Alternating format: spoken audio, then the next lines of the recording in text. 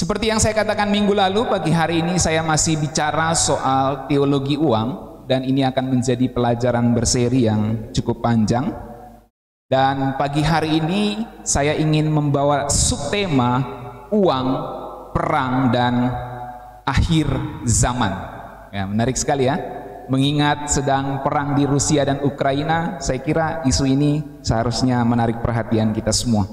Teologi uang, perang, dan akhir zaman.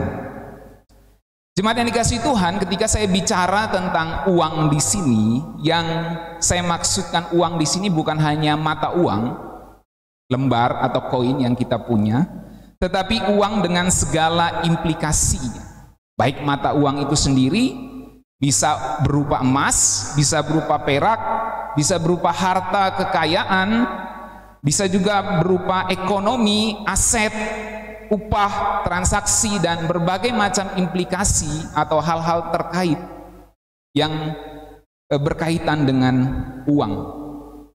Jadi kalau kita membicarakan teologi uang, jangan hanya berpikir selembar uang atau banyaknya uang, tetapi semua yang berhubungan dengan uang itu, dengan segala implikasinya. Ada transaksi di situ, ada ekonomi di situ. Bahkan dalam sebuah konteks yang lain ada embargo di situ, ada pembekuan aset di situ, dan lain-lain. Jadi uang ini dalam pengertian yang luas.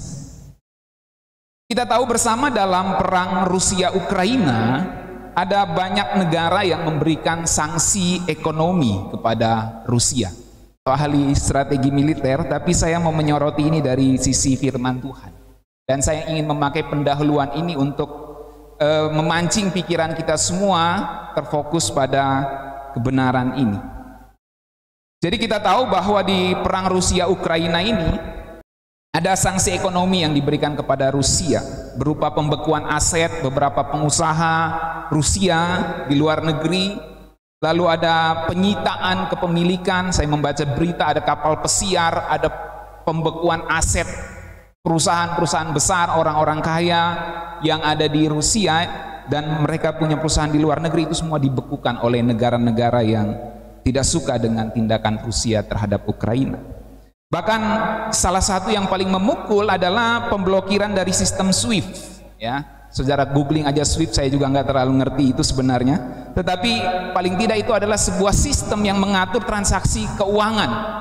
Untuk dari orang dari dalam negeri bisa menerima uang dari luar negeri dan lain-lain, itu semua diatur dalam SWIFT dengan segala kerumitan-kerumitan lagi di dalamnya. Saya tidak ahli dalam hal itu. Tetapi yang jelas ada pemblokiran itu, saudara. Dan itu membuat perekonomian Rusia bisa saja lumpuh. Walaupun ada orang bilang mereka kuat di kripto dan lain-lain ya. Jadi makanya Rusia itu sudah hitung-hitungan, dia berani menyerang Ukraina, dia sudah mempertimbangkan semua resiko embargo ekonomi, pembekuan aset, dan lain-lain. Dan kita tahu ada embargo yang berupa larangan ekspor impor dari Rusia dan ke dalam Rusia. Dan ini bisa saja melumpuhkan ekonomi sebuah negara, saudara. Tetapi saya tidak mau bahas itu karena saya bukan ahlinya. Saya mau ambil satu poin penting bahwa kita bisa melihat orang atau sebuah negara menggunakan kekuatan uang untuk mengancam sebuah negara, untuk memberi peringatan kepada sebuah negara. Itu sebabnya saya katakan tadi uang di sini dengan segala implikasinya. Saudara tahu sistem SWIFT, pembekuan aset, embargo, itu semua hal-hal yang berkaitan dengan ekonomi dan uang. Jadi sampai di sini kita bisa melihat kekuatan sesuatu yang kita sebut sebagai uang, dan orang-orang memakai kekuatan uang ini untuk mengancam atau memberi peringatan kepada sebuah kelompok atau negara. Bahkan saya menemukan sebuah quote tentang uang di internet, saudara bisa googling saja, ini saya dapat dari internet. Bahkan di dalam sebuah peperangan memberi banyak referensi spesifik penggunaan uang di dalam peperangan. Yang pertama, tentu ada banyak tetapi saya pilih beberapa saja. Dalam Ulangan 28 ayat 26 sampai 37, saudara bisa melihat Musa menceritakan riwayat peperangan bangsa Israel melawan Sihon, raja Hesibon. Singkat ceritanya begini saudara, bahwa satu saat Israel mau lewat sebuah negeri yang bernama Hesibon. Mereka mau lewat dan membeli makanan serta minuman dari Hesibon itu.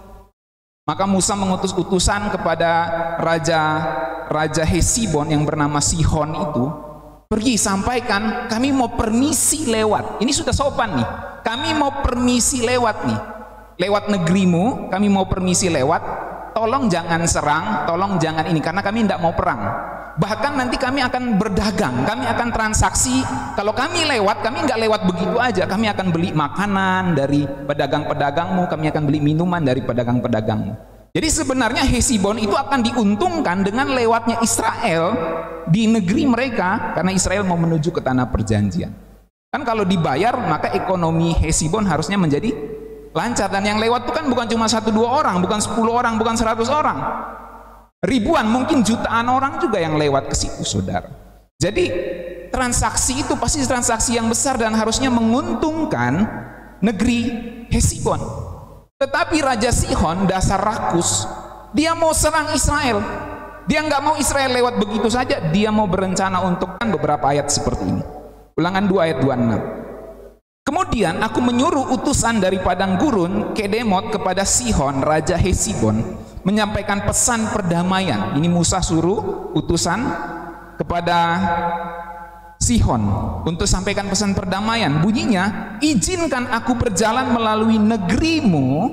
Ini bisa di next Jo. Aku akan tetap berjalan mengikuti jalan raya dengan tidak menyimpang ke kanan atau ke kiri, gitu. Jadi aku tidak akan nyerang kalian, itu intinya yang mau disampaikan di situ, karena ini mau lewat dengan damai nih. Nah, lalu ayat berikutnya, ayat 28. Juallah makanan kepadaku. Ini kan damai nih. Saya mau lewat tapi saya mau untungkan pedagangmu ini. Saya mau beli makanan, beli minuman, kan untung kan? Namanya kalau orang dagang maunya dibeli, bener nggak? Ada nggak orang dagang nggak mau dibeli? Nggak mau kan? Dia dagang untuk dibeli, gitu. Jadi ini perdamaian yang Musa mau tawarkan. Karena biasanya Israel kalau lewat sebuah negeri perang, dihajar itu negeri itu, karena Tuhan pasti jamin kemenangan mereka, dihajar negerinya, direbut oleh Israel. Tapi ini cuma mau numpang lewat aja nih. Jadi pesan perdamaian Musa kirimkan.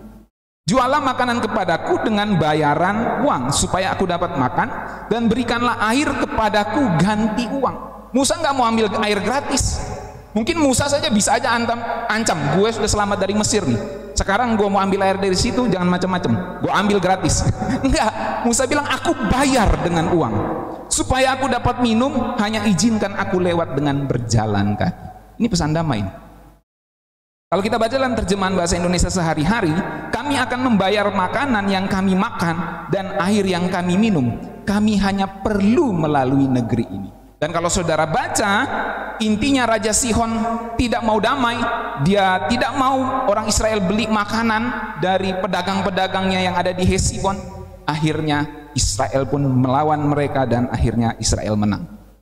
Nah, saudara-saudara, poin yang saya ingin sampaikan di sini adalah bahwa Israel itu diperintahkan untuk berdagang dengan bangsa-bangsa lain yang mereka lewati untuk sampai ke tanah perjanjian.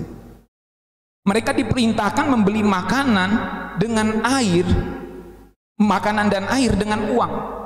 Tuhan memakai mereka untuk berdagang. Tuhan menyuruh mereka untuk berdagang. Tuhan tidak suruh mereka untuk konteks ini untuk menjarah begitu saja. Tuhan suruh mereka berdagang. Perintah ini menunjukkan kekuatan uang dalam perdagangan yang diperlukan untuk memenuhi kebutuhan umat Tuhan. Jadi dari cerita ini paling tidak kita mengerti bahwa Tuhan mau umatnya berekonomi juga, berdagang dengan bahkan orang-orang yang bukan umat Tuhan, dalam hal ini orang-orang Hesibon. Tuhan mau mereka dagang dengan mereka untuk memenuhi kebutuhan umatnya selama dalam perjalanan menuju tanah perjanjian. Dari sini kita mengerti, saudara-saudara, kita ambil sebuah pelajaran penting. Ada concern kita sebagai orang percaya. Ada dua yang menjadi concern kita sebagai orang percaya. Yang pertama, concern kita adalah afterlife. Kita merindukan sebuah tanah perjanjian yang kekal, yaitu tanah air sorgawi, Yerusalem baru di langit baru dan bumi baru. Amin. Itu concern kita, afterlife. Yang kedua, concern kita juga present life. Tuhan mau kita dagang. Tuhan mau kita gunakan uang dengan benar. Beli makanan, beli air untuk penuhi kebutuhan hidupmu. Jadi Tuhan mau kita juga bukan cuma concern afterlife menuju tanah perjanjian, tapi Tuhan mau kita juga concern ke present life.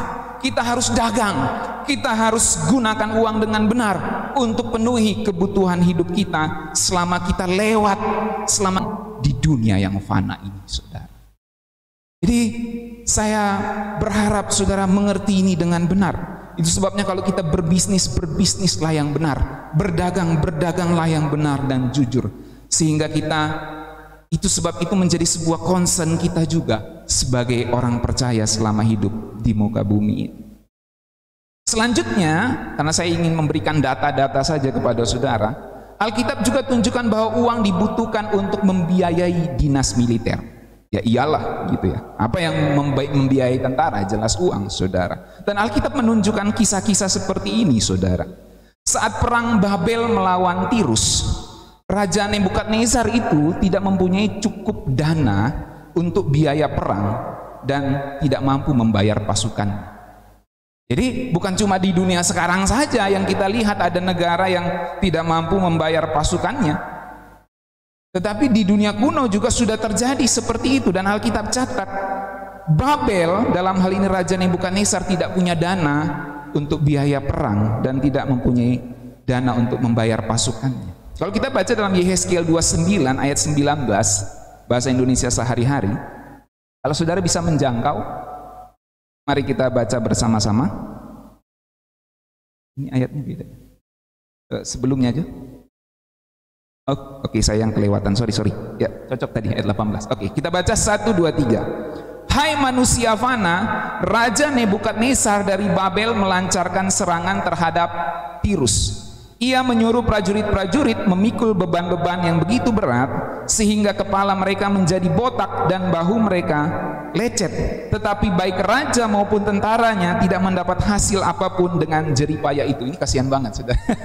Tentaranya itu angkat beban berat, entah itu persenjataan, entah itu bekal mereka, saya nggak tahu pasti. Tapi yang jelas memikul beban-beban yang begitu berat. Ini tentara Babel ini, tentaranya Nebukadnezar. Pikul beban berat sampai kepala mereka jadi botak. Saudara kira-kira bayangkan apa yang mereka pikul itu sampai kepala mereka botak. Apakah ini sebuah bahasa puitis? Saya juga kurang menyelidiki lebih dalam. Tetapi ketika saya baca ayat ini luar biasa bebannya. Bahkan sampai bahu mereka lecet. Ini menunjukkan ada benar-benar sesuatu yang mereka pikul. Tetapi baik raja maupun tentaranya tidak mendapat hasil apapun dengan jerih payah itu. Jadi saat Babel serang Tirus, nggak ada hasil apa-apa, saudara. Nah, ayat 19, terjemahan bahasa Indonesia sehari-hari itu dilanjutkan lagi. Sebab itu aku Tuhan yang Maha Tinggi berkata, tanah Mesir akan kuberikan kepada Raja Nebukadnezar. Saudara lihat ya, Tuhan tuh kasihan juga sama Raja Babel. Udah sampai botak juga itu tentara-tentaranya, pikul itu barang atau apapun itu. Tuhan kasihan, lihat dia lawan Tirus ini nggak menang-menang. Tidak ada upah untuk tentaranya, bahkan tentaranya sampai botak pikul itu barang-barang. Ya mungkin Tuhan kasihan lihat, akhirnya Tuhan kasih tahu sama Nebukadnezar seperti ini.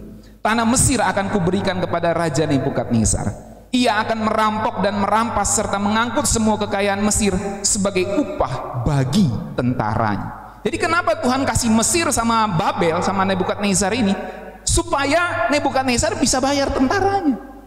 Nah, saudara sekarang bisa melihat Tuhan bekerja bukan hanya sama bangsa Israel loh, sama bangsa Babel juga. Di sini kita melihat keluasan Tuhan bekerja pada ciptaannya, saudara. Dalam ayat 20, tanah Mesir kuberikan kepadanya sebagai imbalan jasa-jasanya, sebab tentaranya telah bekerja untukku. Aku Tuhan yang Maha Tinggi telah berbicara. Jadi kalau bangsa-bangsa itu menolong umat Tuhan, Tuhan juga balas jasa-jasanya. Ini luar biasa. Gak heran benar itu berkat Abraham, yang mengutuk engkau dikutuk, yang memberkati engkau diberkati. Dan ini janji Tuhan digenapi dalam hal ini kepada Babel, saudara. Yang tentara-tentaranya sempat menolong, dalam satu kasus menolong umat Tuhan. Dan akhirnya Nebukadnezar diberikan Mesir untuk membiayai tentara-tentaranya. Saudara bisa lihat begitu dia ekspansi ke Mesir, dia memperluas kekuasaannya di Mesir, barulah ada harta jarahan sehingga ada ekonomi, ada uang untuk membayar tentara-tentaranya. Sampai di sini saudara bisa melihat bahwa Alkitab berbicara juga tentang uang dalam konteks perang, dalam konteks militer. Alkitab juga tunjukkan bahwa uang digunakan untuk membayar militer sesuai dengan pangkatnya. Ini gajinya sesuai dengan, baca 2 Samuel 18 ayat 9. Saya bacakan. Sewaktu Absalom menunggangi bagalnya, tiba-tiba ia bertemu dengan anak buah Daud. Bagal itu lewat di bawah pohon yang besar dan rendah, maka tersangkutlah kepala Absalom pada sebuah dahannya. Nah, itu kira-kira gambarnya, saudara ya. Jadi mungkin seperti ketapel gitu bentuk pohonnya, tiba-tiba dia tersangkut gitu. Uang perak dan sebuah ikat pinggang. Pendek ceritanya, prajurit ini tidak mau membunuh Absalom karena mengikuti perintah raja, jangan dibunuh. Jadi waktu prajurit itu tidak mau bunuh, Yoab ngomong begini, kalau kamu bunuh dia tadi, ku berikan kepadamu 10 uang perak dan sebuah ikat pinggang. Nah, 10 uang perak dan ikat pinggang saat itu adalah upah seorang kapten, saudara. Seandainya ada orang yang lebih tinggi pangkatnya, di bawahnya Yoab, lebih tinggi di atasnya dari prajurit yang ngomong ini, pasti Yoab akan ngomongnya bukan 10 uang perak dan sebuah ikat pinggang. Pernyataan 10 uang perak dan sebuah ikat pinggang menunjukkan orang ini berada dalam posisi kapten saat itu. Nah, itulah yang saya maksudkan bahwa di Alkitab, dalam perang, dalam militer, uang itu juga diberikan sesuai dengan pangkatnya. Alkitab mencatat itu, saudara.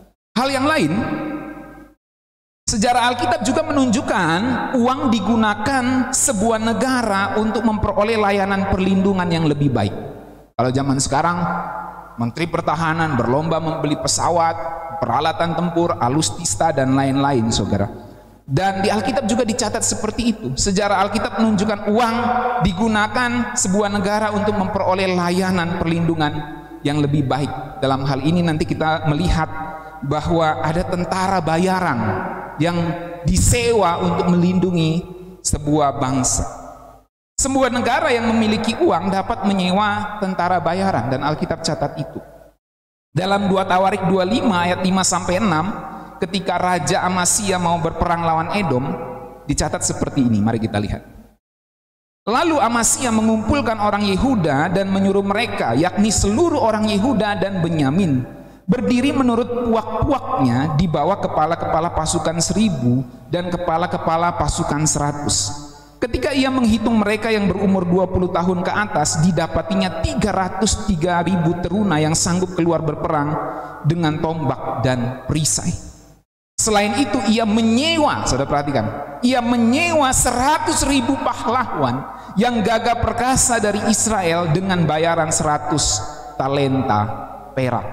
Ini yang disebut tentara bayaran. Kalau saudara dengar berita, saya mendengar selentingan berita bahwa Ukraina, atau mungkin disponsori NATO atau apapun, saya nggak tahu, bisa salah, itu menyewa tentara bayaran untuk membantu tentara Ukraina melawan Rusia. Karena kan laki-laki di Ukraina nggak boleh keluar tuh, jadi harus ikut perang. Ibu, anak-anak dan wanita harus pergi untuk menyelamatkan diri. Laki-lakinya di bawah atau di atas 18 tahun, maksud saya, itu harus tinggal untuk ikut perang. Dan sipil ya tidak mampu berperang dengan baik, maka tentara bayaranlah yang bisa melakukan itu. Bahkan saya mendengar berita Putin dihargai kepalanya oleh salah satu pengusaha Rusia, entah benar atau hoax itu, yang tidak suka sama si Putin, saudara. Dan itu kan kalau kita nonton di film-film, hal-hal seperti itu bisa memicu tentara bayaran, saudara. Kan pernah nonton saudara film-film Mission Impossible atau apapun itu yang sejenis-sejenis itu genrenya, ya. Kalau sudah dihargai satu kepala pemimpin, itu tentara-tentara bayaran atau gangster-gangster itu berlomba-lomba untuk bunuh itu orang, saudara. Siapa yang cepat dia dapat bayarannya. Nah, demikianlah di kasus di Alkitab ini ada seperti itu. Raja Amasya menyewa 100.000 pahlawan yang gagah perkasa dari Israel dengan bayaran 100 talenta perak. Jadi memang militer itu atau tentara bayaran di sini dibayar juga, saudara, dan Alkitab mencatat hal itu. Saya sedang menunjukkan data-data ini untuk saudara melihat bahwa uang itu dibicarakan dalam Alkitab. Bahkan dalam konteks perang, konteks ekonomi yang lain itu dibicarakan. Kisah Alkitab juga menunjukkan uang digunakan untuk mengamankan aliansi. Nah, ini yang menarik nih. Uang digunakan untuk mengamankan aliansi dan persahabatan antar negara untuk kepentingan keamanan dan ekonomi. Dalam 2 Tawarik 16 ayat 1 sampai 6 kita melihat ada Raja Asa, itu Raja Yehuda. Kita tahu bangsa Israel itu terbagi jadi dua, ya, Yehuda dan Israel. Dan saat itu yang memimpin Yehuda adalah Raja Asa. Raja Asa memberikan uang berupa emas dan perak kepada Raja Ben-Hadad, itu Raja Aram. Jadi ada Yehuda, ada Aram, ada Israel. Nah, saat itu Aram ini bersekongkol dengan atau beraliansi dengan Israel. Sekarang Raja Asa, Raja Yehuda datang memberikan emas dan perak kepada Raja Ben-Hadad untuk hentikan aliansinya dengan Raja Baesa, Raja Israel.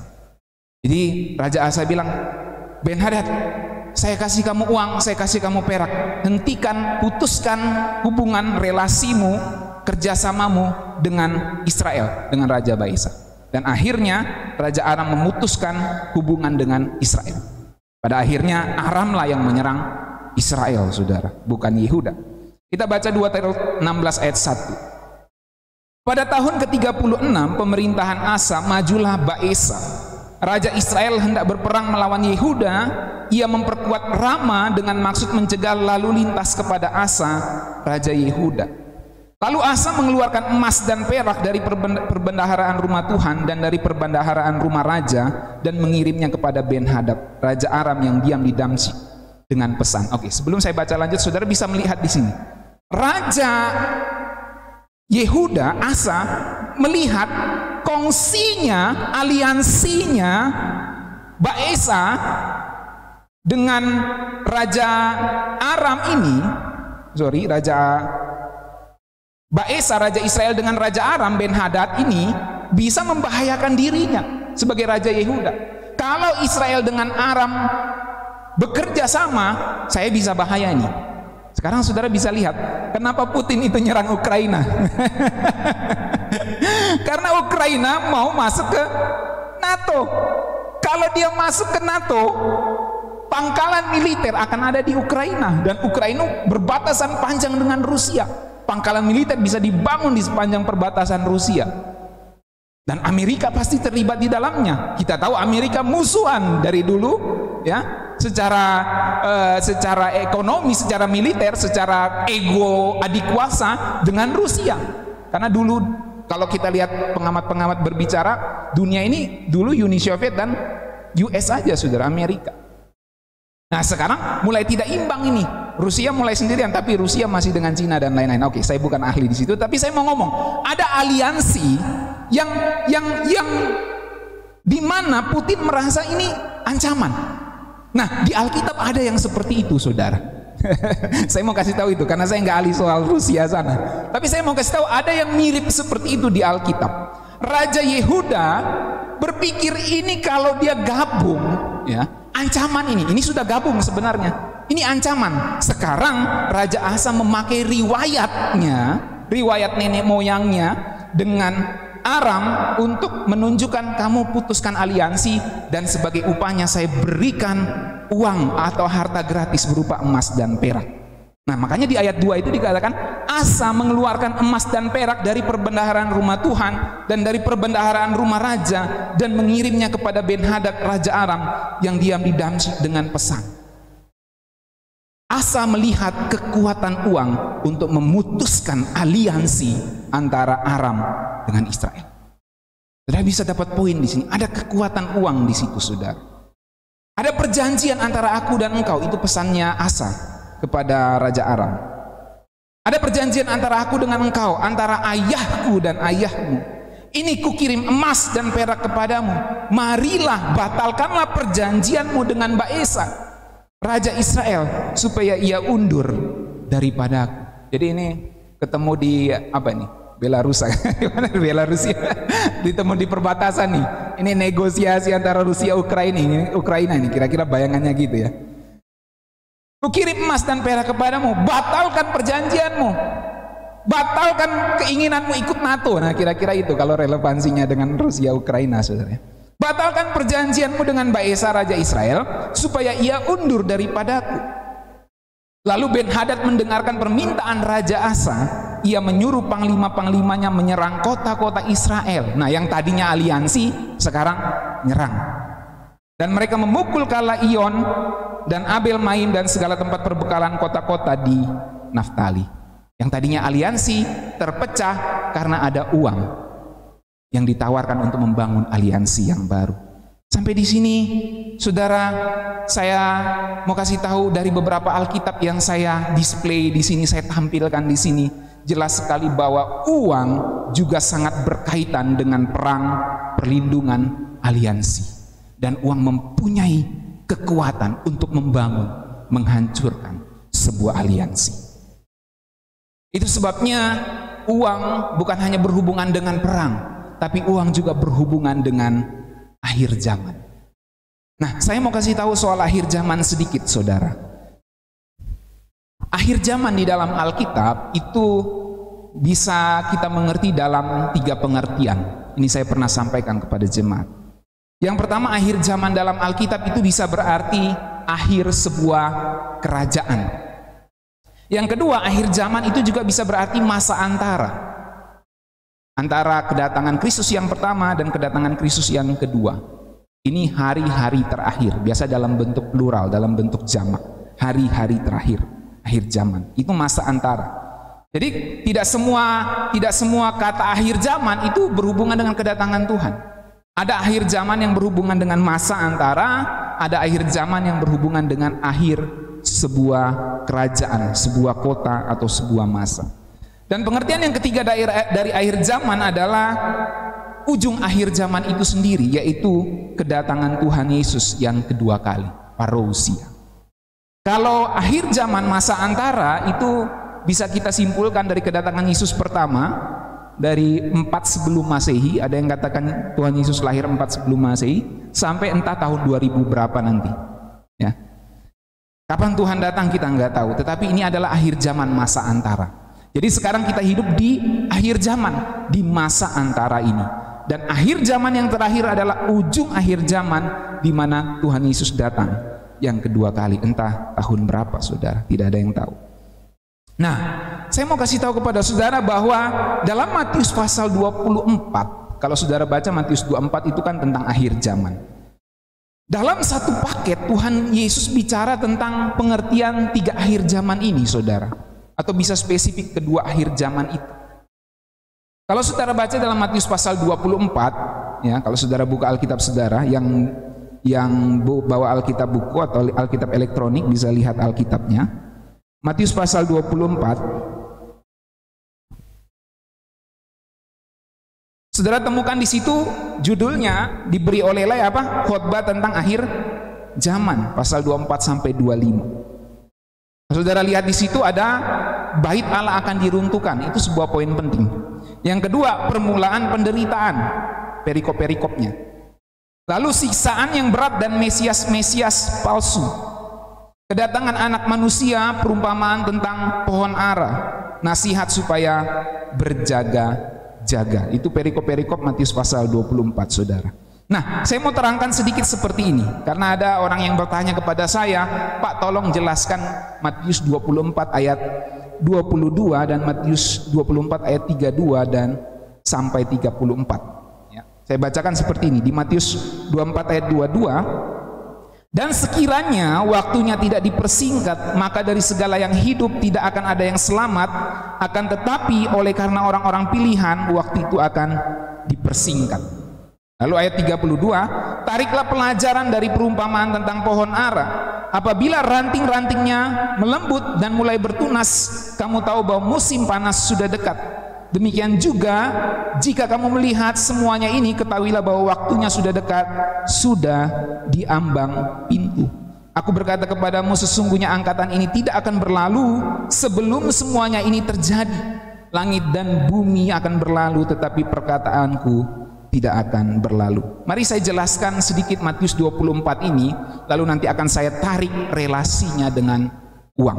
Saudara perhatikan, perlu kita mengerti bahwa nabi-nabi perjanjian lama lebih sering mengelompokkan peristiwa-peristiwa menurut topiknya daripada kronologinya. Dalam konteks ini Yesus melakukan hal yang sama, saudara. Secara tata bahasa yang ditulis Matius, Yesus menjawab dua pertanyaan secara terpisah, yaitu waktu kehancuran bait suci dan waktu akhir kedatangan anak manusia yang kedua kali. Kalau saudara baca dalam Matius pasal 24 ayat 3, latar belakangnya di situ, ketika Yesus duduk di atas bukit Zaitun, datanglah murid-muridnya kepadanya untuk bercakap-cakap sendirian dengan dia. Kata mereka, katakanlah kepada kami, bila manakah ini akan terjadi, dan apakah tanda-tanda kedatanganmu dan tanda kesudahan dunia. Perhatikan, ada dua pertanyaan dari murid-muridnya. Apakah tanda kedatanganmu dan tanda kesudahan dunia? Nah, saudara-saudara, bisa di next. Dalam pandangan para murid, dua pertanyaan ini dipahami sebagai satu kesatuan yang berkaitan. Tetapi ternyata Tuhan Yesus membedakannya. Walaupun dibahas dalam satu paket, tapi Tuhan Yesus bedakan. Ada tanda-tanda, ada tanda kedatangannya dan ada tanda kesudahan dunia di sini. Jadi yang dipikirkan orang Yahudi saat itu, murid-muridnya dalam hal ini, itu satu hal yang berkaitan. Nah, Tuhan Yesus membedakannya dalam membahasnya. Ini memang berkaitan, tapi dia membedakan pengertiannya di sini. Ini gayanya Tuhan Yesus di Matius 24 ini. Perhatikan saudara-saudara, Tuhan Yesus yang pertama bahas adalah kapan bait suci akan dihancurkan. Yang kemudian akan terjadi dalam satu generasi. Bagi orang Yahudi satu generasi itu 40-70 tahun. Nah, tidak heran kalau saudara baca Matius 24 ayat yang ke-15. Jadi apabila kamu melihat pembinasa keji berdiri di tempat kudus, menurut firman yang disampaikan oleh Nabi Daniel, para pembaca hendaklah memperhatikannya. Pembinasa keji berdiri di tempat kudus, di bait suci. Nah, jadi Tuhan Yesus sedang ingin membicarakan bait suci akan dihancurkan. Dan itu menjadi, perhatikan ini, menjadi akhir zaman. Ini akhir zaman dalam pengertian yang pertama tadi.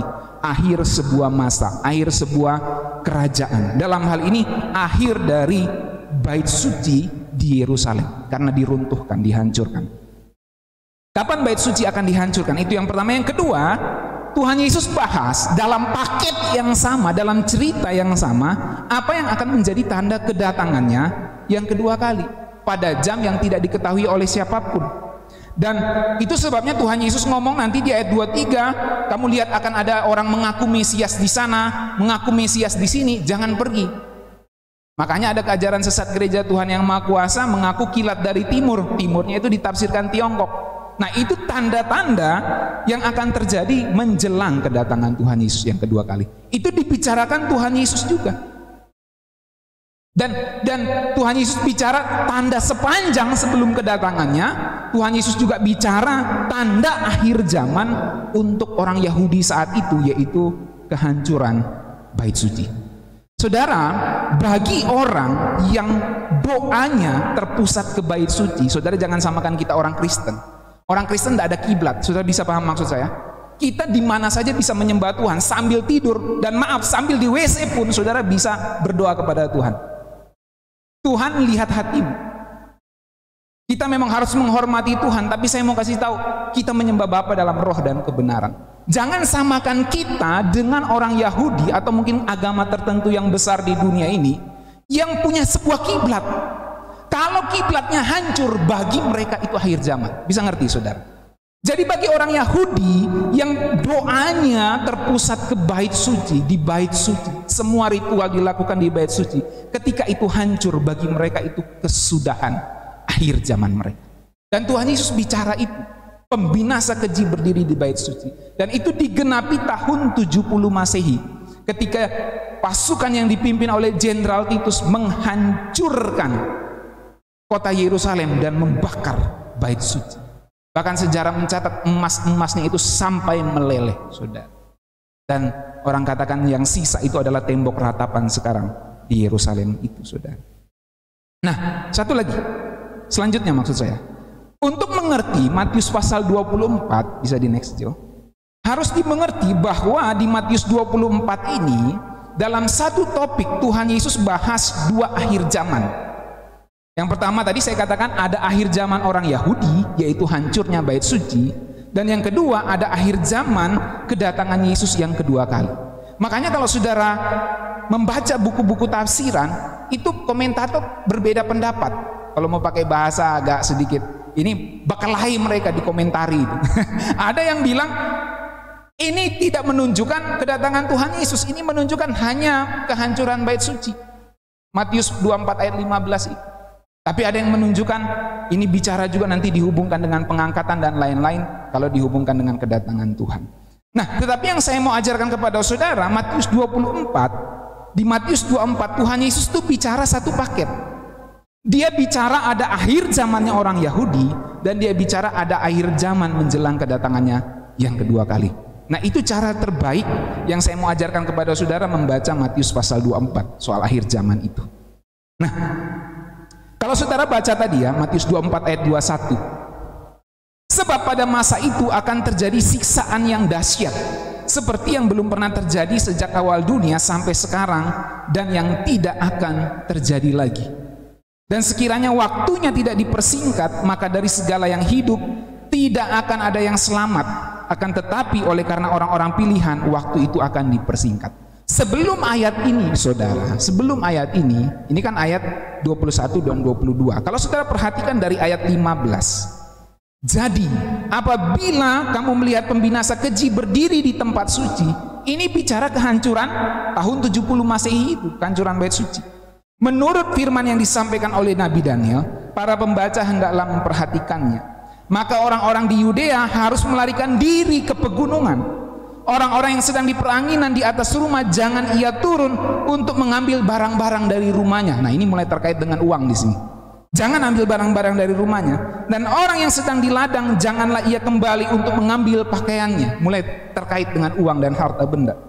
Celakalah ibu-ibu yang sedang hamil atau menyusui pada masa itu. Berdoalah supaya waktu kamu melarikan diri itu jangan jatuh pada musim dingin atau jangan pada hari Sabat. Nah, lalu ayat 21 muncullah ayat ini. Sebab pada masa itu akan terjadi siksaan yang dahsyat, seperti yang belum terjadi sejak dunia awal sampai sekarang, tidak akan terjadi lagi. Nah, ini kan akhir zamannya orang Yahudi saat itu. Tuhan Yesus ngomong dalam konteks itu. Tetapi pada saat yang sama Tuhan Yesus juga bicara untuk konteks akhir zaman kedatangannya yang kedua kali. Makanya hal ini menggenapi pembinasa keji berdiri di tempat suci, itu menggenapi apa yang dinubuatkan Nabi Daniel, tapi juga akan menggenapi kedatangan Tuhan Yesus yang kedua kali. Jadi ini satu paket. Tuhan Yesus bicara ini. Dan sekiranya waktunya tidak dipersingkat, maka dari segala yang hidup tidak akan ada yang selamat. Nah, waktunya tidak dipersingkat itu apa artinya? Ada orang yang tanyakan ini kepada saya, dan saya mau jelaskan secara cepat. Kalau saudara lihat referensi ayat Alkitab, para ahli-ahli Alkitab sudah menunjukkan referensinya. Kalau saudara lihat di ayat yang ke-21, lihat referensi ayatnya, di situ ada ke Daniel 12 ayat 1. Apa yang dimaksudnya waktu singkat itu? Kalau kita baca Daniel 12 ayat 1, pada waktu itu juga akan muncul Mikael, pemimpin besar itu yang akan mendampingi anak-anak bangsamu. Dan akan ada suatu waktu kesesakan yang besar seperti yang belum pernah terjadi sejak ada bangsa-bangsa sampai pada waktu itu. Tetapi pada waktu itu bangsamu akan terluput, yakni barang siapa yang didapatinya namanya tertulis dalam kitab itu. Poinnya ada kesesakan besar. Berapa lama kesesakan besar itu ditunjukkan di Daniel 12 ayat 10 sampai 12. Kita baca di next Jo. Banyak orang akan disucikan dan dimurnikan dan diuji. Tetapi orang-orang fasik akan berlaku fasik. Tidak seorang pun dari orang fasik itu akan memahaminya. Tetapi orang-orang bijaksana akan memahaminya. Sejak dihentikan korban sehari-hari. Nah, kalau saudara harus mulai pikir nih, kalau Alkitab ngomong sejak dihentikan korban sehari-hari, itu berarti ada sebuah kehancuran di tempat korban itu diadakan, yaitu di bait suci. Jadi sejak dihentikan korban sehari-hari dan ditegakkan dewa-dewa kekejian yang membinasakan itu, ada 1290 hari. Nanti satu kali saya akan terangkan secara khusus itu. Berbahagialah orang yang tetap menanti-nanti dan mencapai 1335 hari. Ini kan kalau saudara jadikan tahun, ini 3,5 tahun. Dari situlah kemudian ada teori nanti Tuhan Yesus datang yang pertama di awan-awan, lalu 3,5 tahun aniaya, 3,5 tahun berikutnya Tuhan Yesus datang menginjakan kaki di bumi, bangun kerajaan 1000 tahun. Saudara ngerti? Jadi dengan 1335 hari itu, coba saudara hitung, 1335 hari itu bagi 365, kurang lebih 3,5 tahun atau 3,6 tahun, ya, kurang lebih begitu. Jadi itu sebabnya ada teori nanti Tuhan Yesus datang di awan-awan dulu, ya, lalu kita ini ada rapture, pengangkatan, gitu ya. Nanti ada yang baju ketinggalan kayak film Left Behind gitu ya. 3,5 tahun kita di awan-awan, ya, lalu turun lagi untuk kerajaan 1000 tahun. Atau ada diangkat pertama sebelum aniaya besar, kita ini aniaya besar mau datang, kita diangkat dulu, kita nggak kena aniaya. Lalu 7 tahun kita di awan-awan, lalu datang kembali. Itu teori pertama. Ada teori kedua, kita dianiaya dulu, 3,5 tahun kita dianiaya, karena ini masa 7 tahun, 3,5 tahun dianiaya. Setelah itu kita diangkat di awan-awan, lalu kita turun menghancurkan antikris dan antek-anteknya. Itu selama 3,5 tahun di awan-awan, seperti itu. Itu saya sudah pernah terangkan di soal pengangkatan. Nanti saudara searching soal kitab Wahyu, saya pernah sampaikan. Tetapi intinya, apa yang Tuhan Yesus sampaikan di sini itu menggenapi kitab Daniel. Nah, ini menariknya. Makanya kan tadi di Matius 24 ayat 15, jadi apabila kamu melihat pembinasa keji berdiri di tempat kudus, menurut firman yang disampaikan Nabi Daniel. Ini Tuhan Yesus sendiri yang ngomong nih. Rujukannya ke ayat-ayat ini, saudara. Nah, tetapi Tuhan Yesus tidak ngomong angkanya, tidak ngomong berapa lama. Tuhan Yesus ngomong di sini dalam ayat 21, ayat 22, sekiranya waktunya tidak dipersingkat. Itu sebabnya banyak lagi aspek yang perlu diterangkan. Intinya ini adalah kitab apokaliptik. Maka angka-angka itu bukan angka-angka yang hurufiah, tetapi bicara sebuah masa yang singkat. Akan ada sebuah siksaan, itu poinnya. Tetapi berapa lama waktunya tidak secara literal 3,5 tahun. Jadi ketika Tuhan Yesus ngomong, kalau waktunya tidak dipersingkat, maka dari segala yang hidup tidak akan ada yang selamat. Akan tetapi oleh karena orang-orang pilihan, waktu itu akan dipersingkat. Oke, mari perhatikan ini. Next, Jo. Intinya, Tuhan Yesus bicara ada kesesakan besar, itu yang pertama. Dan kesesakan itu sangat singkat di akhir zaman, itu yang kedua. Jadi kesesakan besar pasti ada, aniaya pasti ada, tetapi yang kedua, waktunya singkat, itu di akhir zaman. Nah, saya mau kasih tahu, Tuhan Yesus sedang bicara akhir zaman orang Yahudi dan akhir zaman kedatangannya, menjelang kedatangannya yang kedua kali. Jadi waktu yang singkat, orang Yahudi teraniaya tahun 70 Masehi itu kesesakan besar bagi mereka. Dan nanti sebelum kedatangan Tuhan yang kedua kali akan ada kesesakan besar. Jadi Tuhan Yesus bicara satu paket yang sama. Jadi baik saat akhir zaman dalam arti kehancuran Yerusalem dan kehancuran Bait Suci, juga saat menjelang kedatangan Tuhan Yesus yang kedua kali akan ada kesesakan besar. Tuhan Yesus kan ngomong ini tahun 30-an Masehi. Tergenapinya apa yang dia sampaikan ini, tergenapinya tahun 70 Masehi, 40 tahun. Satu angkatan dalam pola pikirnya orang Yahudi. Nah, sekarang saya mau hubungkan dengan soal pohon ara. Nanti saudara akan lihat benang merah. Matius 24 ayat 32, perhatikan. Tariklah pelajaran dari perumpamaan tentang pohon ara. Apabila ranting-rantingnya melembut dan mulai bertunas, kamu tahu bahwa musim panas sudah dekat. Demikian juga jika kamu melihat semuanya ini, ketahuilah bahwa waktunya sudah dekat.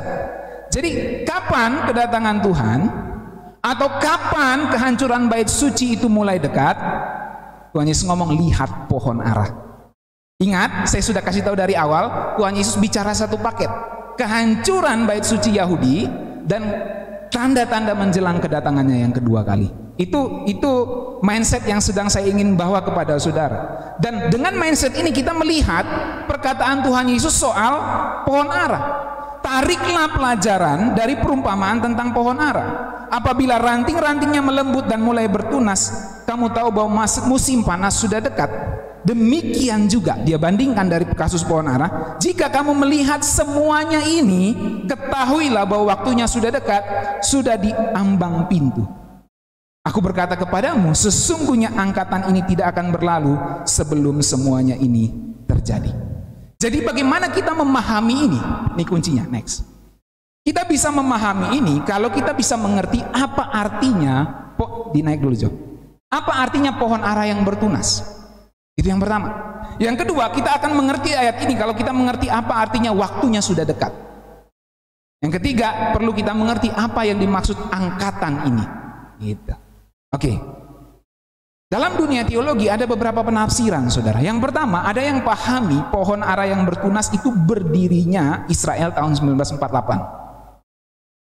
Maka orang yang membicarakan atau yang menafsirkan pohon ara yang bertunas itu berdirinya Israel tahun 1948 mendefinisikan angkatan itu adalah ras atau etnis Israel. Dan waktunya sudah dekat, itu berarti kedatangan Tuhan yang kedua kali. Dan angkatan itu etnis Israel yang tidak akan berlalu sebelum kedatangan Tuhan yang kedua kali. Oke, next, naik Jo, naik lagi. Nah, sekarang saudara perhatikan ya, kalau kita membicarakan pohon ara itu berdirinya Israel 1948, itu berarti waktunya sudah dekat, itu membicarakan kedatangan Tuhan kedua kali. Tariklah pelajaran dari perumpamaan tentang pohon ara. Apabila ranting-rantingnya melembut dan mulai bertunas, itu berarti Israel mulai berdiri tahun 1948. Demikian juga kamu melihat semuanya ini, kalau kamu lihat Israel sudah berdiri tahun 1948, ketahuilah waktunya sudah dekat, artinya Tuhan sebentar lagi datang. Mulai ngerti? Ada orang yang menafsirkan seperti itu.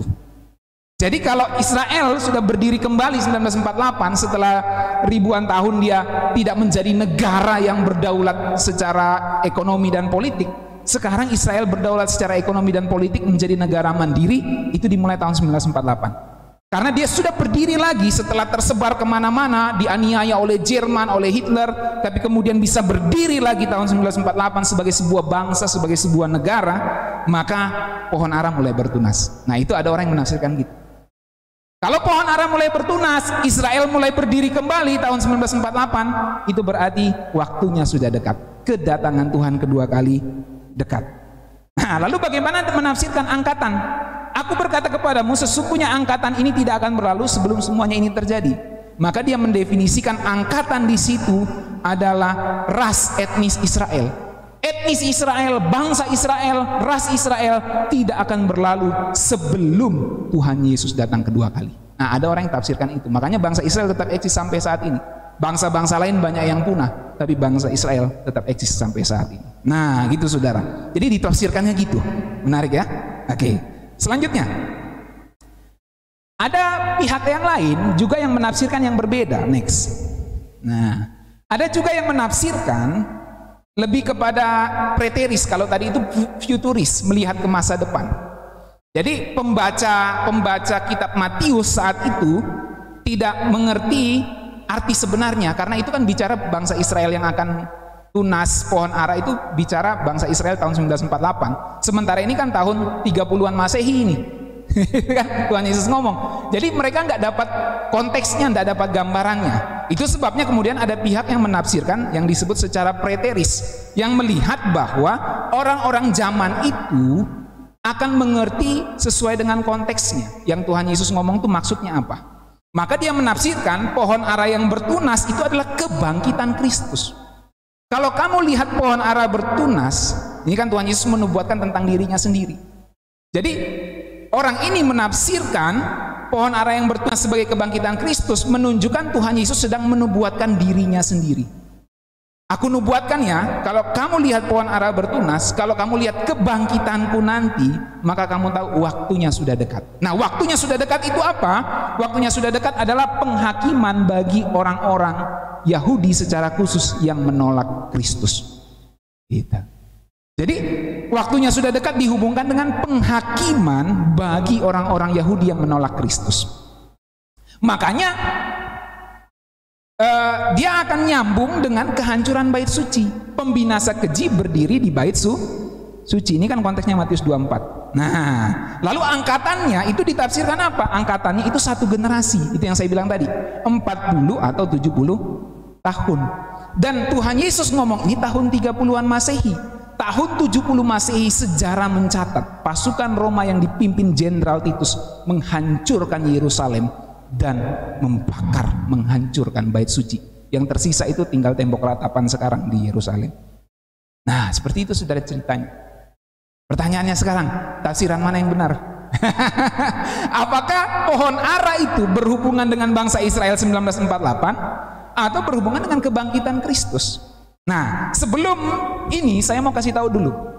Jadi, orang-orang Yahudi yang menolak Kristus itu dihukum saat kehancuran Yerusalem dan bait suci tahun 70 Masehi, saudara. Dan ini, penafsir preteris seperti ini memahami itu menggenapi apa yang diminta oleh orang-orang Yahudi saat mereka mau menyalibkan Tuhan Yesus. Saudara bisa lihat gambar ini. Jadi next ya. Nah, ini gambar apa ini? Pilatus yang baju putih di atas tuh, di sampingnya Tuhan Yesus. Ini orang-orang Yahudi. Salibkan dia, salibkan dia.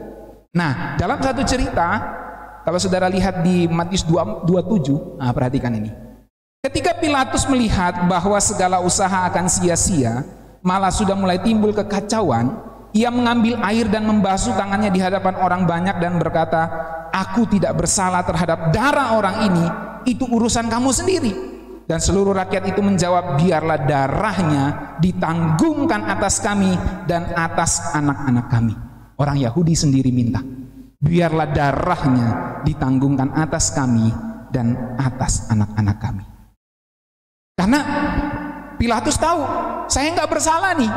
Ini orang ini nggak ada salahnya. Saya nggak dapati salahnya manusia yang bernama Yesus ini.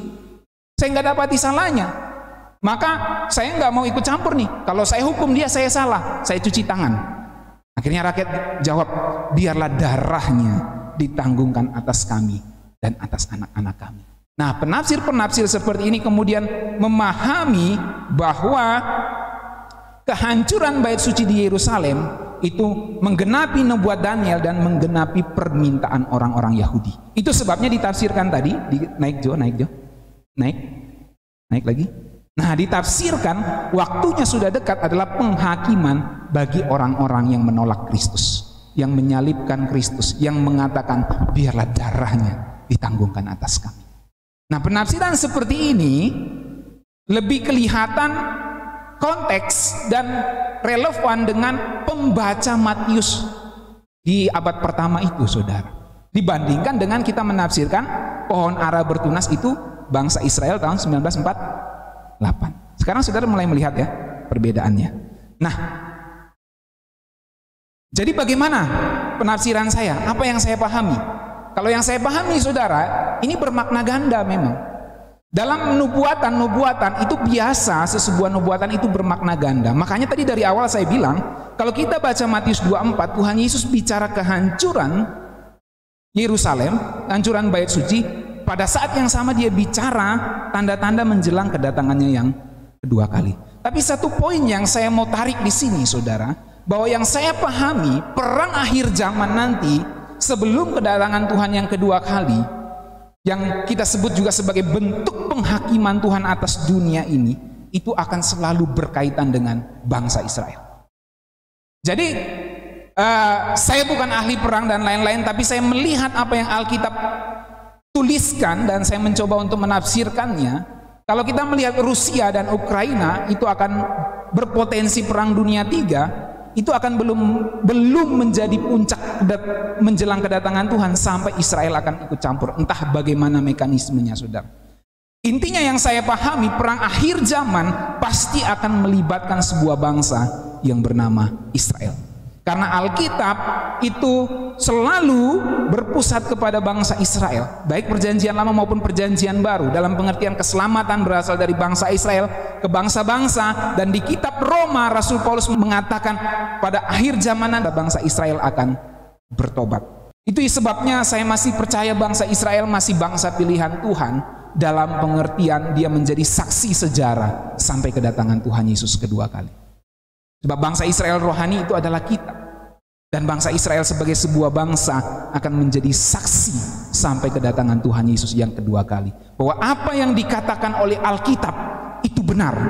Itu sebabnya perang Rusia-Ukraina mungkin menakutkan bagi beberapa orang. Karena nuklir bisa saja diluncurkan dan itu bisa mengakibatkan perang dunia ketiga. Tetapi sampai itu belum melibatkan Israel, bagi saya pribadi, penafsiran pribadi, itu belum menjadi tanda-tanda yang jelas tentang kedatangan Tuhan. Saya percaya Tuhan sebentar lagi datang. Tetapi bila Israel terlibat di dalam semua itu, barulah kita mulai melihat Tuhan sebentar lagi benar-benar mau datang. Nah itu saudara, itu komentar saya untuk Matius pasal 24 soal pohon ara bertunas. Ya, jadi bisa memang kita menafsirkan kebangkitan Kristus pohon ara itu, bisa juga bangkitnya bangsa Israel. Kenapa bisa-bisa juga begitu? Karena kita melihat Tuhan Yesus sedang bicara kehancuran bait suci, dan Tuhan Yesus juga sedang bicara kedatangannya yang kedua kali. Jadi bagi saya itu bermakna ganda. Oke, itu clear. Sekarang kita melihat tadi uang, kita melihat perang, kita sudah melihat akhir zaman. Menariknya saudara, bahwa Tuhan Yesus menyinggung soal uang ini ketika dia bicara tentang akhir zaman ini.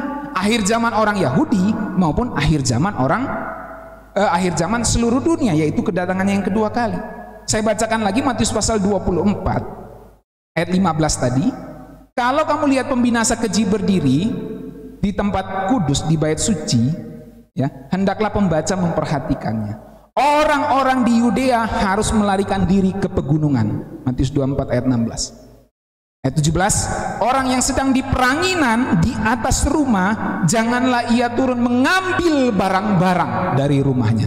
Jangan turun ambil barang-barang dari rumahnya. Jadi Tuhan Yesus mau kasih tunjuk, kalau penghakiman datang, jangan lagi hatimu terpaut kepada barang. Lari. Kalau nanti ada penyerangan ke Yerusalem, hatimu jangan lagi kepada mamon, jangan lagi kepada uang. Lari, selamatkan diri. Itu sebabnya sejarah membuktikan orang-orang Kristen selamat saat penghancuran bait suci itu.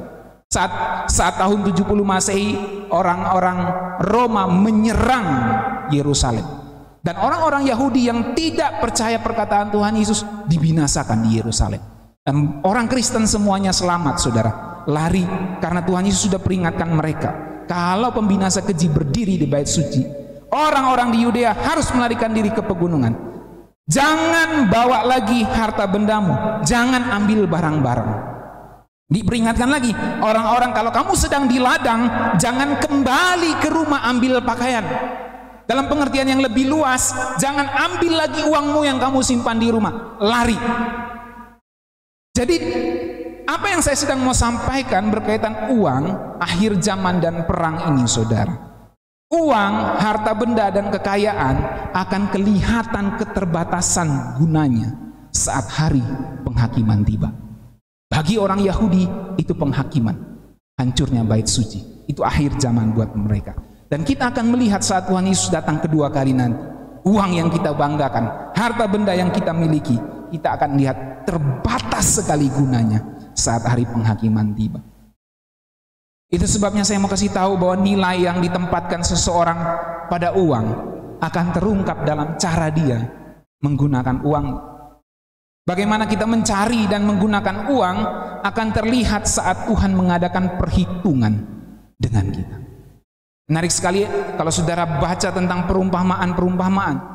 Tuhan Yesus banyak bicara soal uang. Saya sedang membahas perumpamaan di Rema Bible Teaching. Dan saudara bisa melihat Tuhan Yesus banyak bicara tentang uang dan harta kekayaan. Dan itu berhubungan dengan persiapan kita menjelang kedatangan Tuhan yang kedua kali.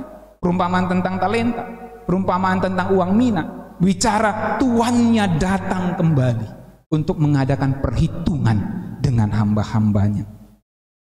Jadi nilai yang kita tempatkan pada uang akan terungkap dari cara kita mencari dan menggunakan uang. Bagaimana kita mencari dan menggunakan uang akan terlihat saat Tuhan mengadakan perhitungan dengan kita. Seperti perumpamaan tentang talenta, di mana tuannya datang untuk mengadakan perhitungan dengan hamba-hambanya. Bagaimana dia mencari, bagaimana dia menggunakan uang yang dipercayakan itu, saudara. Selanjutnya, Yeremia 17 ayat 10, kita bisa melihat ayat ini menarik sekali. Saya sudah ada di slide-slide terakhir, saudara. Kita baca sama-sama 1, 2, 3. Aku Tuhan yang menyelidiki hati, yang menguji batin untuk memberi balasan kepada setiap orang setimpal dengan tingkah lakunya, setimpal dengan hasil perbuatannya. Sudah perhatikan, Tuhan membalas setimpal dengan perbuatannya, tingkah langkahnya. Dan dia ngomong soal apa? Ayat 11. Seperti ayam hutan yang mengerami yang tidak ditelurkannya, demikianlah orang yang menggaruk kekayaan secara tidak halal. Pada pertengahan usianya ia akan kehilangan semuanya, dan pada kesudahan usianya ia akan terkenal sebagai orang bebal. Kalau kita baca dalam terjemahan bahasa Indonesia sehari-hari, aku Tuhan menyelidiki hati, batin manusia kuuji. Setiap orang akan kubalas menurut tingkah lakunya, dan kuperlakukan sesuai dengan perbuatannya. Pada konteks apa Tuhan ngomong ini? Bagaikan burung mengerami telur yang bukan miliknya, begitulah orang yang tak jujur mendapatkan harta. Pada usia setengah baya ia akan kehilangan semua hartanya.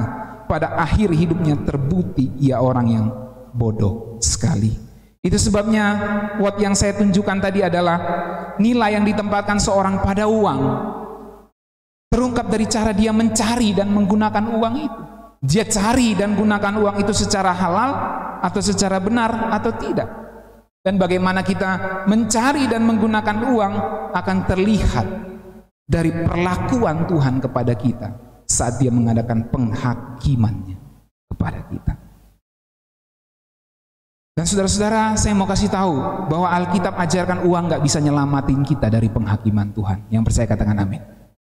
Sebanyak apapun, sehebat apapun, uang tidak dapat menyelamatkan kita dari penghakiman Tuhan. Tubuh dan darah Yesuslah yang menyelamatkan kita, yang akan kita peringati dalam perjamuan kudus ini, saudara. Menarik sekali dalam 1 Petrus 1 ayat 18 sampai 19, ayat yang biasa kita baca. Sebab kamu tahu bahwa kamu telah ditebus dari cara hidupmu yang sia-sia, yang kamu warisi dari nenek moyangmu itu, bukan dengan barang yang fana, bukan pula dengan perak atau emas, bukan dengan uang, saudara. Tuhan tebus kita bukan dengan uang, melainkan dengan darah yang mahal, yaitu darah Kristus, yang sama seperti darah anak domba, yang tak bernoda dan tak bercacat. Saya mau akhiri dengan slide terakhir ini. Dalam terjemahan The Message, ayat ini menarik sekali bunyinya. It costs God plenty to get you out of that dead end. He paid with Christ's sacred blood. Tuhan membutuhkan banyak biaya untuk mengeluarkan Anda dari jalan buntu. Sudah perhatikan ini. Tuhan butuh banyak biaya untuk mengeluarkan kita dari jalan buntu, dari dosa itu. Dan Tuhan membayarnya dengan darah suci Kristus. Saudara sekarang melihat bahwa uang itu terbatas gunanya untuk menyelamatin kita. Tetapi darah Kristus itu menyelamatkan kita. Tetapi kita tahu bahwa uang itu dapat kita gunakan sebagai bentuk pelayanan kita kepada Tuhan, sebagai rasa penghormatan kita kepada uang, sikap kita kepada uang, bagaimana kita cara kita mencari uang, halal atau tidak, dan bagaimana kita menggunakan uang dengan benar, akan menentukan perlakuan penghakiman Tuhan kepada kita. Dan itu semua bisa didasarkan karena ada biaya yang Tuhan sudah bayar, biaya yang Tuhan sudah keluarkan untuk membayar kita dari perbudakan dosa, yaitu darah Kristus. Dan itu adalah biaya yang sangat banyak, yang tidak mungkin kita bisa balas, saudara, dengan apapun juga. Itu sebabnya segenap hidup mari kita berikan kepada Dia, bukan cuma 1/10. Kalau 1/10 saja kita tidak mau berikan kepada Tuhan, bagaimana kita mau berikan segenap hidup kepada Dia? Saudara belajar sesuatu sampai sini, amin? Uang, perang, dan akhir zaman itu sangat berkaitan erat. Dan kita hidup di ujung akhir zaman ini, saudara. Mari kita menggunakan segala berkat yang Tuhan percayakan kepada kita dengan benar. Kita berdoa. Bapa di surga, kami mengucap syukur untuk kebenaran firman-Mu. Pagi hari ini kami kembali diisi oleh kebenaran firman Tuhan tentang uang, perang, dan akhir zaman. Biarlah kami bisa merelasikannya saat kami merenungkannya kembali di rumah kami masing-masing. Ketika kami teringat kembali akan firman yang disampaikan hari ini. Untuk kami bisa melihat bagaimana Alkitab sudah mengajarkan kami tentang uang. Bagaimana Alkitab mengajarkan kami untuk bisa melihat keadaan dunia yang terancam perang saat ini dari perspektif Alkitab. Dan kami melihat bagaimana implikasinya dalam hidup kami. Bagaimana kami bisa menggunakan berkat yang Tuhan percayakan kepada kami saat ini. Kalau banyak orang menggunakan uang untuk perang, kami disadarkan pagi hari ini untuk menggunakan uang untuk membantu banyak orang, membantu orang-orang miskin, membantu orang-orang yang sedang kesusahan. Bila Tuhan mempercayakan berkat yang lebih kepada kami bisa memberikan banyak juga kepada banyak orang. Kami juga belajar bahwa Engkau menebus kami dengan biaya yang begitu mahal, yang tidak dapat dibeli dengan apapun, uang sebesar apapun, bahkan seluruh dunia ini. Engkau membiayai kami, Engkau menebus kami, membeli kami dengan darah yang mahal, darah Yesus Kristus. Bapa, biarlah lewat perenungan ini kami menyadari juga bahwa cara kami mencari dan menggunakan uang akan menentukan bagaimana Tuhan memperlakukan kami pada hari penghakiman.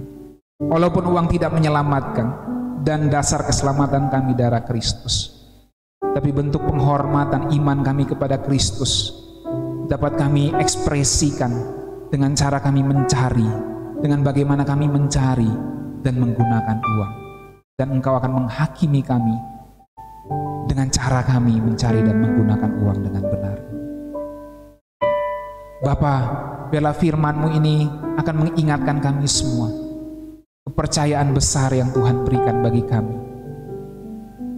Mengingatkan kami juga bahwa kami bukan hanya punya concern afterlife untuk masuk tanah perjanjian di langit baru dan bumi yang baru, tapi kami juga punya concern present life saat ini, di mana kami bergumul dengan pergumulan hidup sehari-hari, dengan usaha mencari uang, menggunakan uang untuk kami memenuhi kebutuhan kehidupan rumah tangga kami, keluarga kami, anak-anak kami, orang tua kami. Bapa, tolonglah kami semua. Hamba berdoa Engkau memberkati setiap jemaat-Mu yang berusaha, yang bekerja, yang berbisnis, yang berdagang. Bapa, berkatilah usaha bisnis pekerjaan mereka. Biarlah semua usaha daya yang mereka lakukan untuk mengelola keuangan yang Tuhan percayakan melipat gandakan, menaikkan value, nilai dari yang Tuhan percayakan dalam hidup mereka. Tuhan berkatilah. Tuhan berikan hikmat kepada mereka untuk mengatur kekayaan, uang seberapapun kecil besar yang ada pada mereka saat ini, untuk mereka bisa daya gunakan, lipat gandakan untuk keuntungan dalam kehidupan bisnis pekerjaan mereka. Dan di dalam semuanya mereka dapat mempersembahkan kepada Tuhan yang terbaik dari yang Tuhan percayakan. Bapa di sorga, terima kasih. Hamba berdoa biarlah berkat perlindungan, kesehatan, kekuatan dari Tuhan menyertai setiap jemaat-Mu, setiap pendengar yang ada di tempat ini, yang mengikuti channel ini dari YouTube, mengikuti ibadah ini dari YouTube. Tuhan memberkati setiap pendengar di mana saja mereka berada. Hamba berdoa biarlah setiap persembahan yang mereka telah bawa, yang telah mereka berikan untuk pekerjaan Tuhan di tempat ini, Tuhan akan membalas berlipat-lipat dalam hidup mereka. Dan biarlah berkat Tuhan menyertai mereka. Di dalam semuanya penghormatan mereka kepada Tuhan akan terekspresi dari bagaimana mereka bisa menggunakan uang mereka dengan baik. Bapa, terima kasih. Kami bersyukur, berdoa buat firman, dan kami akan menikmati perjamuan yang kudus yang mengingatkan kami bahwa Engkau telah membeli, Engkau telah membiayai kami dengan biaya yang sangat mahal untuk menebus kami dari perbudakan dosa, yaitu darah dan tubuh Kristus. Siapkan hati kami semua, dan kami siapkan hati kami untuk menerima perjamuan ini. Kalau Engkau masih dapati ketidaktepatan dalam pikiran perkataan kami, perbuatan kami, masih dapati celah dan dosa, sebelum kami menerima perjamuan ini Bapa, kami mohon pengudusan oleh darah Tuhan Yesus. Biarlah kami bisa layak dan menghormati perjamuan Tuhan ini, sama seperti kami menghormati pengorbanan Kristus yang telah menebus, membiayai kehidupan kami, membeli kami dari kehidupan dosa. Terima kasih Bapa. Kami akan terima perjamuan kudus ini di dalam nama Tuhan Yesus. Haleluya. Amin.